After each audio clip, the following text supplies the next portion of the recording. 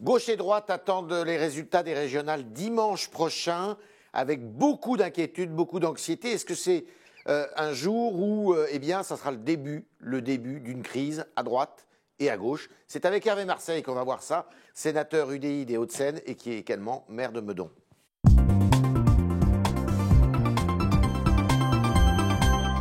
Bonjour Hervé Marseille. Bonjour. Merci d'être dans nos locaux. Alors le vote FN, est-ce que c'est un vote immoral? C'est ce que dit ça.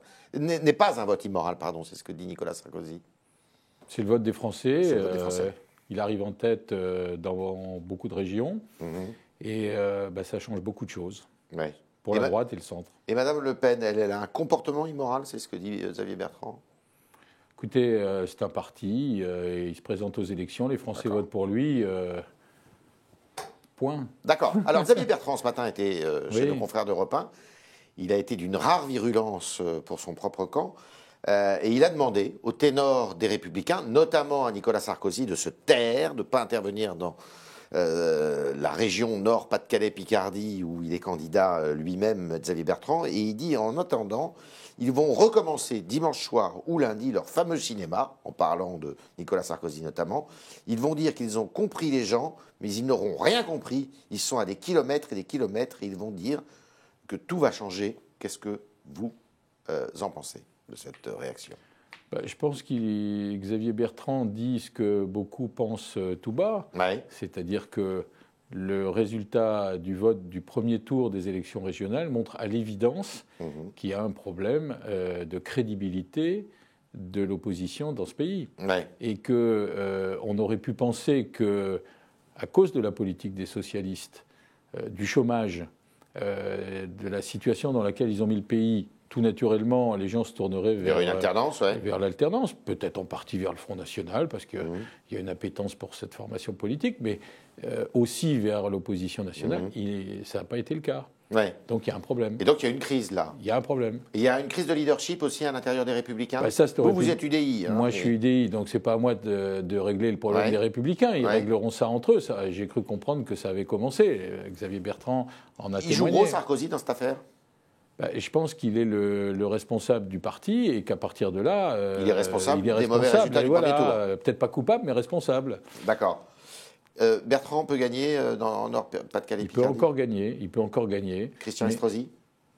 Difficile. Alors, il faut tout faire pour gagner. Il y a un rassemblement autour de lui et il faut rendre hommage aux socialistes qui ont accepté de retirer leur liste.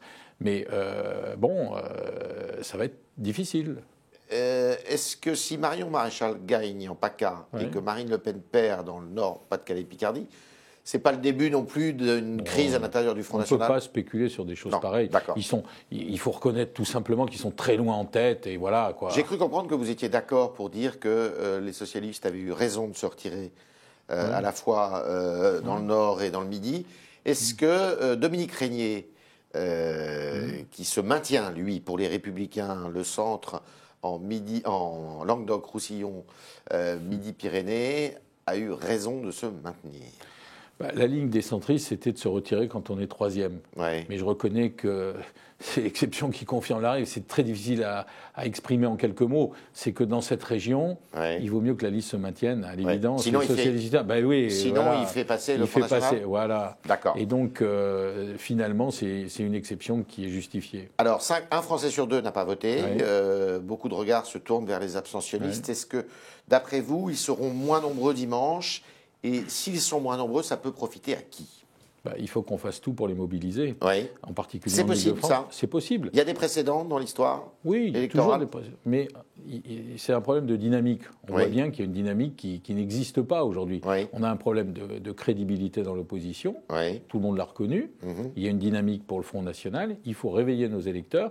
La gauche, paradoxalement, a mieux mobilisé que nous. Un peu mieux. Bon.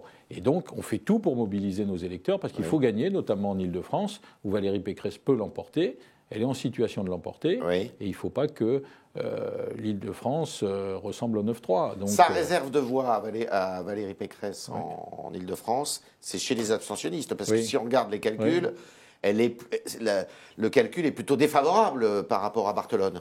Elle est arrivée. Lui, il a encore des réserves de voix, avec en plus l'union qu'il a faite avec les écologistes, avec le Front de gauche. Oui, une union un peu particulière et paradoxale avec ceux qui ne l'ont pas fait au premier tour, des écolos, des communistes. Bon, nous, on a une forte réserve de voix et on fait tout pour la mobiliser dans les départements. Vous êtes UDI, c'est ce que je disais, sénateur UDI. 3 UDI étaient en tête de liste dans 3 régions différentes. Ils n'ont pas fait des bons scores, c'est le moins qu'on puisse dire. UDI républicain.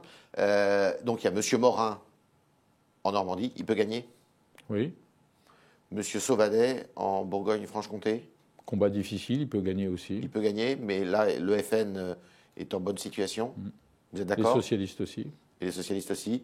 Et enfin, M. Vigier, en Centre-Val-de-Loire. Oui. Mais vous savez, le problème, il n'est pas là. C'est quand même une défaite pour l'UDI, non, les centristes? Non, c'est une difficulté pour l'ensemble de l'opposition. On a gagné ensemble au municipal. On ne nous a pas dit, vous avez eu tort de faire l'union.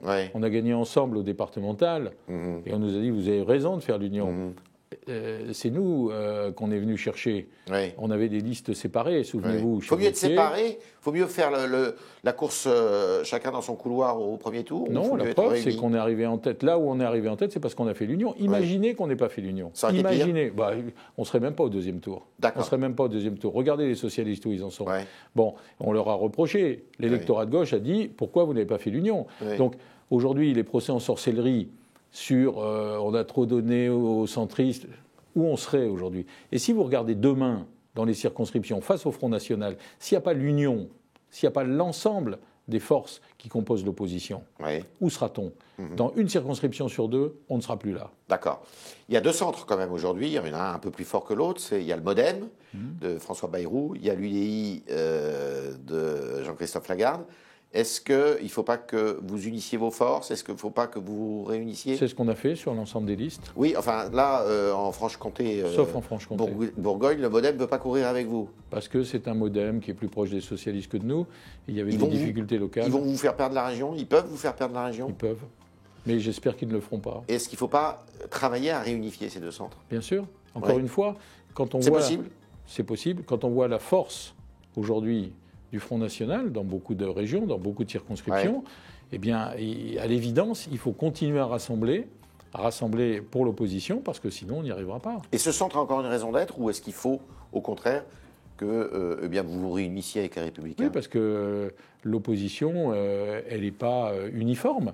Il y a des éléments de droite, il y a des valeurs de droite, et puis il y a des valeurs plus centristes. Et donc, il faut rassembler toutes ces convictions, les faire partager et surtout les unifier. Parce que si on n'est pas unis demain dans les circonscriptions, eh bien, on ne gagnera pas. Les socialistes disent aujourd'hui qu'avec le soutien du reste de la gauche, ils peuvent espérer remporter 8, 9, voire 10 régions sur 13 en métropole. Ça vous paraît jouable? Oui, pour eux? Avec à peine un quart des voix. Le paradoxe, c'est qu'ils peuvent gagner l'ensemble de ces régions parce qu'il y a un élément qui s'appelle le Front National et qui fait qu'aujourd'hui, la vie politique, elle est divisée en 3. En 3 parts à peu près égales suivant les régions. Vous avez le Front National, vous avez la droite et le centre, et puis vous avez la gauche. Bon, à partir de là, comme disait Bismarck, quand on est à 3, il faut faire partie des 2. Est-ce qu'on est à la veille d'un séisme politique, notamment à droite? Le séisme, on peut l'appeler comme ça. En tous les cas, on est au début d'une nouvelle époque. Le début d'une nouvelle époque qui va se traduire comment? Il va falloir, encore une fois, se poser des questions de savoir pourquoi les électeurs ne considèrent pas l'opposition comme étant l'alternative au pouvoir socialiste. Se poser des questions sur la crédibilité, sur la personnification de l'opposition et également sur le projet qu'elle peut porter, parce qu'il ne suffit pas de dire on est meilleur que les autres et on va gagner, on va les remplacer, il faut savoir pourquoi faire. L'existence même des primaires à droite et au centre peut-elle être remise en cause? On le saura dans les jours qui viennent, parce que je pense qu'il y aura un débat chez nos amis républicains, et de ce débat naîtra, j'allais dire, la question des primaires dans les mois à venir. Nous avons prévu un congrès au mois de mars. De toute façon, il aura toute sa raison d'être parce qu'il faudra se poser ensemble les questions. Est-ce qu'un candidat centriste doit figurer à cette primaire si cette primaire existe? C'est toute la question qui était posée pour ce congrès, parce qu'on sait très bien qu'à partir du moment où il y a un Front National très fort, on ne peut pas diviser les voix. Et donc... oui, mais la primaire, c'est entre vous. Oui, c'est entre nous, parce que c'est déjà évacué le problème d'une candidature à l'élection présidentielle. C'est ce qu'avait fait Jean-Louis Borloo aux dernières élections présidentielles. Bon, est-ce qu'il faut ou pas aller dans la primaire? C'est toute la question qu'on posera à notre congrès au mois de mars. Est-ce que, dernière question, la droite et le centre, vous parlez des valeurs là, hein, il y a évidemment des nuances entre les deux, est-ce qu'ils doivent chasser davantage à droite ou au contraire avoir une ligne qui leur est propre? C'est un débat, qui est le débat essentiel d'ailleurs. Hein. Qui a toujours été un débat. Votre avis? En tant que centriste, je pense qu'il faut rassembler au centre. Il faut rassembler au centre. Droite et centre. Mais comme disait l'autre, à force de courir après le Front National, on ne le rattrape pas. Donc il a tort, Nicolas Sarkozy? C'est pas Nicolas Sarkozy, c'est la ligne politique qui est suivie par les Républicains. Et en tout état de cause, il faudra répondre à cette question très rapidement si on ne veut pas disparaître du champ politique.